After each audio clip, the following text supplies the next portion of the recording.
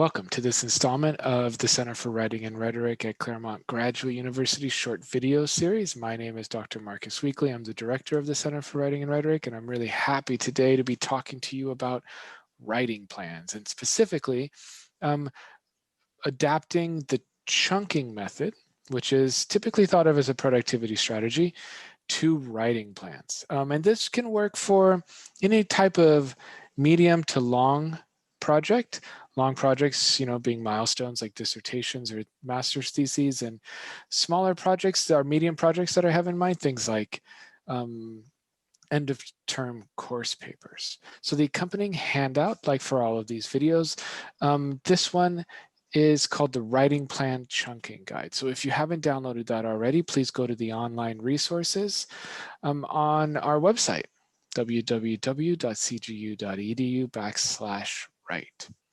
So I'm going to bring up the handout here, and we're going to take a look at the adaptation, the strategy here. So this, as a precursor, can also be slightly adapted as a studying guide. So you can think of this same sort of method of taking the bigger goal, the bigger task that you have to accomplish, and chunking that down into numerous pieces and then breaking those down into tasks. You can think of that same sort of strategy for studying as well. In this case, we used what I like to think of as like a reverse scheduling approach. There's another strategy that you can also utilize while you're doing the chunking method, and that is an initial brain dump session where you go through and you just write down any task that you can think of that you have to accomplish in order to achieve your goal, or in this case, to finish this written task, right? So you start step one, just making a list of absolutely everything, and then using that as your resource to create a plan based off of your deadlines and other restrictions. In this case, we're doing a reverse scheduling approach. So step one is, what is my deadline, right? And from there, considering also other significant dates. So if you haven't been assigned any other significant dates, then at this stage, you should utilize what we have here on the handout, which is create a deadline for your first draft, right? Because for any part of important writing task, you want to give yourself a little bit of time and space to leave a completed draft, or as close to complete of a draft as you can, to sit so that you can return to it with fresher eyes, right? And go through a process of revision and editing, right? It's also helpful to do something like have a writing consultation as well to review a draft, or at any point along the way. So after you have those deadlines, the hard stop of your end goals, you work backwards from that. And the first step is to break the project into the bigger chunks, right? What are the bigger sections? So this can work in any number of ways, depending on how you yourself work. A helpful way to think about it is, okay, I need to do research, reading, right? I need to do some note synthesis. If you do other sorts of pre-writing techniques, maybe one of these sections is an outlining section. If you just kind of jump in, then you might want to think of the parts of the paper that you have to work on. If your paper has a literature review, that's typically a task that, or if it is a literature review itself, then you might want to break that up into sections. But if it includes one, you have to work with previous literature a lot. Oftentimes, we don't work from the beginning of a paper to the end in a very linear fashion. We sketch out an introduction that we'll return to a number of times and develop and edit, especially as our paper might change a bit as we write it. So you want to think of in those types of sections. So I recommend including here not only writing process sections, like I was talking about, reading, synthesizing notes, possibly outlining, revision and editing. You also want to work in there a broken up version of the final writing task, if it's a medium or longer writing task. If it's a longer writing task, then this should be a long response there. It shouldn't just be A, B, C, D. It should go much further. And then from there, you take each of those and you break them down a bit further. You know, if you have a literature review section, and that's one of your bigger chunks, then you might want to think, okay, what are the key parts of the literature that I need to look at? I'm going to chunk that down a little bit. Maybe there's 2 or 3 that I, you know, in my initial knowledge and reading on the topic, I know I'm going to have to address these few, you know, larger sections within my literature review. So those will be, you know, smaller chunks of the bigger chunk. Same thing for, you know, the reading.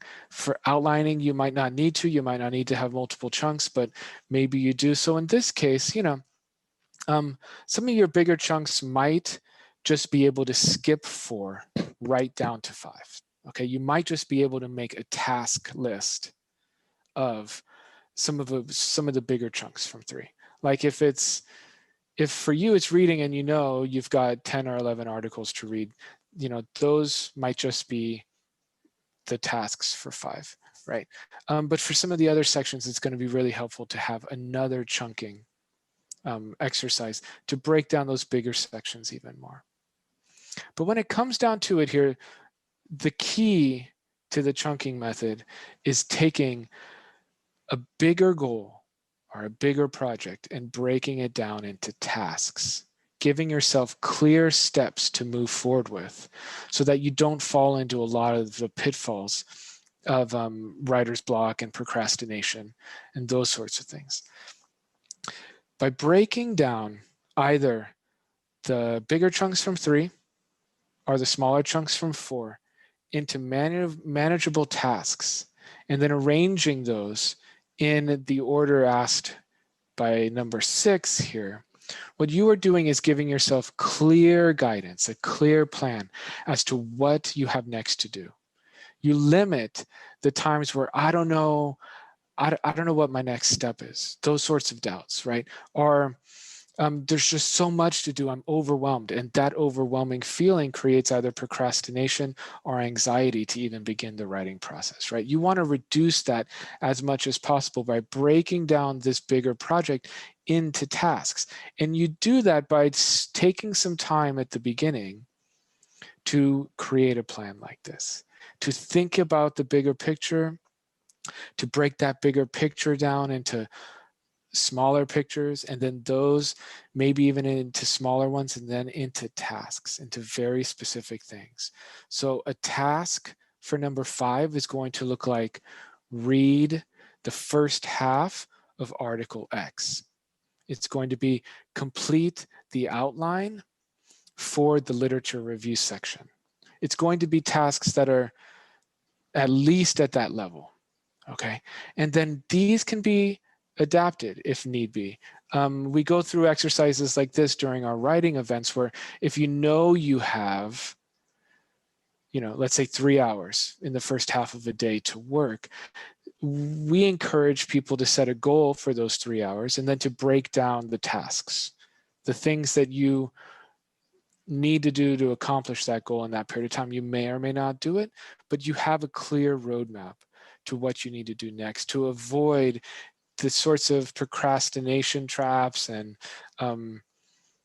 potential like anxiety pitfalls that can come from having a big project when you don't know what exactly to do next. So 6 is a personalized adaptation of those tasks for your writing process, for your schedule, and for when you're most productive, right? You want to try to consider the most difficult tasks and the less difficult tasks that you need to do to complete the project, right? All projects have a range. All writing, you know, final papers or theses or dissertations have a lot of little things that need to get done in addition to the actual writing, right? There's a lot of pre-writing, reading, research, design, outlining, synthesizing. There's a lot of that work that goes into it, as well as during the actual drafting and revising, there's a lot there. And then there's a lot of other matter, like formatting. Oftentimes, doing works cited, bibliographies, depending on your field, footnotes, things like that. There are a lot of other things that also need to get done, right? So the idea here is to say, okay, I know I work best in the middle of the night, or I know I work best in the morning, or I'm never going to have a super long chunk of time to write. So I need to adapt and do this most difficult task at the time I'm freshest, and then work on the other sections here. When I know I'm going to be more tired, I can still make progress on this project by planning for doing the less cognitively demanding tasks at the times when I can relatively confidently foresee that I am not going to be up to the challenge of doing something more difficult. I'll still be making progress. My momentum will still be moving forward.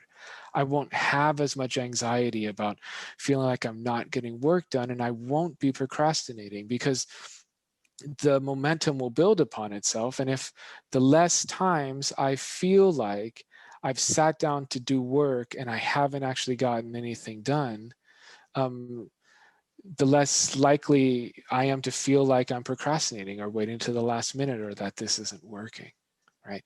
And so by reducing those sorts of occurrences, by having a clear plan up front and planning for all the different elements of what it takes to complete, a graduate level writing task, be it a major milestone or an end of course paper, you can really, utilize something like this plan to lessen the chances of encountering, oftentimes very common obstacles, things like procrastination and writer's anxiety.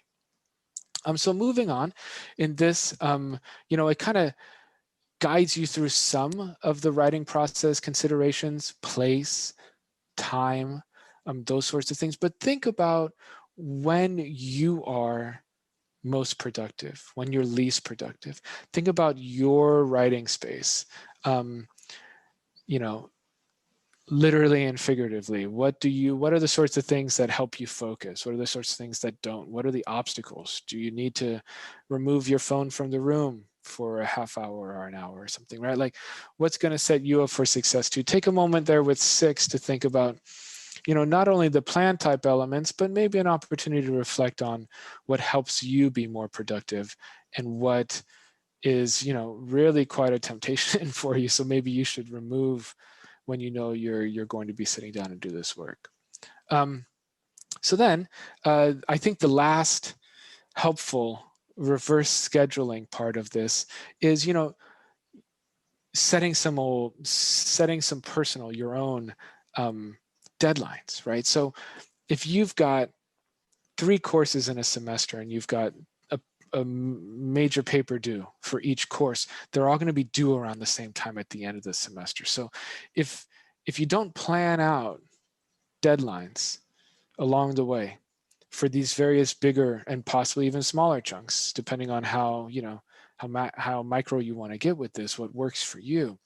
If you don't plan that out, you're going to find that you have a huge wave of work to do at the end, no matter what, right? So to avoid that, one of the things you can do is set yourself deadlines, and you can do your best to stagger those, right? If you're in coursework and you're taking multiple courses, you can do your best to stagger those deadlines, given, that you might know more about the final project and what you're going to do for it in some classes rather than others. Try to utilize that. Some might seem easier or harder for you. Utilize that. Give yourself more time for the harder ones. Start earlier. Go ahead and let yourself go closer or to the deadline, but having begun earlier and dedicated a bit more time to it, allowing yourself to finish the easier ones a little bit earlier so that you can dedicate yourself and not feel so stressed. You want to try to take those considerations in to set yourself up to produce the best work you can. And if you're not in coursework and you're working towards major milestones. Oftentimes, you are the person that's going to have to set these deadlines for yourself. So it's especially helpful then too to say, okay, my big section number 1, I'm going to have done at this day. And I know exactly what I need to do to get there. And even if you are late, if you've outlined out enough the deadlines, you have one that you want to meet.